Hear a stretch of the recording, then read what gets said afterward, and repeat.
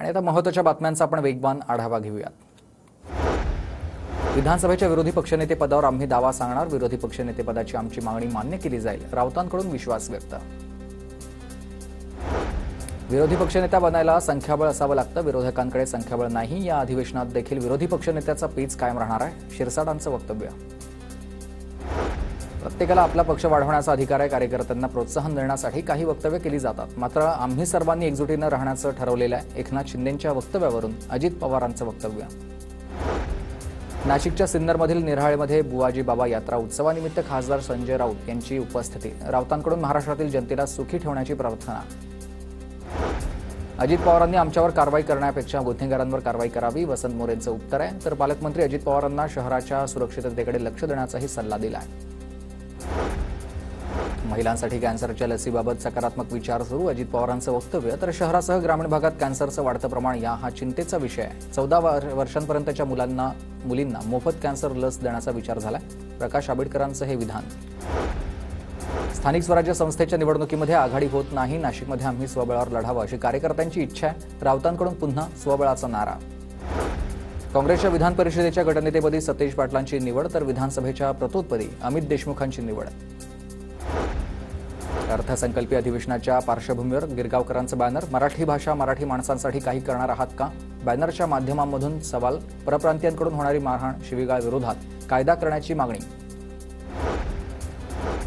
शरद पवारांच्या राष्ट्रवादीकडून शॅडो कॅबिनेटची स्थापना, सरकारच्या 100 दिवसांच्या कार्यक्रमाच्या मूल्यमापनासाठी पवारांच्या नेत्यांची टीम सज्ज झाली आहे, नव्या उमेदीनं कामाला लागा, पवारांच्या कार्यकर्त्यांना सूचना आहेत। विधानसभेवेळी महायुतीच्या नेत्यांनी माझ्या विरोधात रसद पुरवली, आमदार राजेश क्षीरसागर यांचा हसन मुश्रीफांवर अप्रत्यक्ष आरोप आहे, तर महायुतीच्या लोकांनाच निवडून आणण्याचं आम्ही ठरवलंय, मुश्रीफांचं उत्तर। मुंबईत मत्स्य व्यवसाय बंदरे मंत्री नितेश राणे आणि मंत्री उदय सामंत यांच्या उपस्थितीमध्ये बैठक संपन्न झाली आहे, रत्नागिरी आणि रायगड जिल्ह्यामधील मत्स्य व्यावसायिकांच्या विविध समस्यांबाबत आढावा। राज ठाकरेंची दादरमधील पुस्तक प्रदर्शनाला भेट, छत्रपती शिवाजी महाराज पार्क परिसरात पुस्तक प्रदर्शनाचं आयोजन, मराठी भाषा गौरव दिनाचं औचित्य साधून अभिजित पुस्तक प्रदर्शन भरवण्यात आलंय। अंधेरीमधील आंबोली स्मशानभूमी सुरू करण्यासाठी ठाकरेंच्या शिवसेनेचं आंदोलन, स्मशानभूमी गेल्या अनेक महिन्यांपासून बंद आहे, प्रशासनाच्या दुर्लक्षपणामुळे जनतेत असंतोष। डोंबिवलीमध्ये उद्यानाच्या जागेवर अनधिकृत इमारतीच्या बांधकामावर केडीएमसीचा बुलडोझर, इमारत बांधणाऱ्या विकासकावर गुन्हा दाखल। कल्याण पूर्वेमधील गांधारी परिसरात वृंदावन रुग्णालयावर महानगरपालिकेची दंडात्मक कारवाई, रुग्णालयीन कचरा रस्त्यावर फेकल्यानं कारवाईचा बडगा, रुग्णालयीन कचरा रस्त्यावर न टाकण्याचं मनपाचं आवाहन आहे।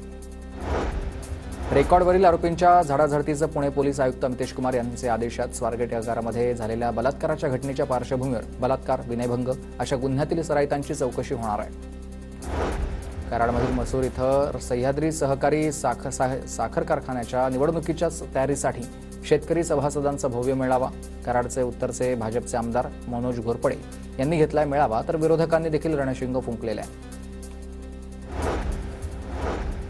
नाशिक जिल्हाधिकारी कार्यालयाबाहेर मुख्यमंत्री युवा कार्य प्रशिक्षणार्थ्यांचं आंदोलन, सर्व प्रशिक्षणार्थींना कायमस्वरूपी पदावर सेवेत सामावून घेण्यासह अन्य महत्त्वाच्या मागण्यांसाठी केलंय आंदोलन।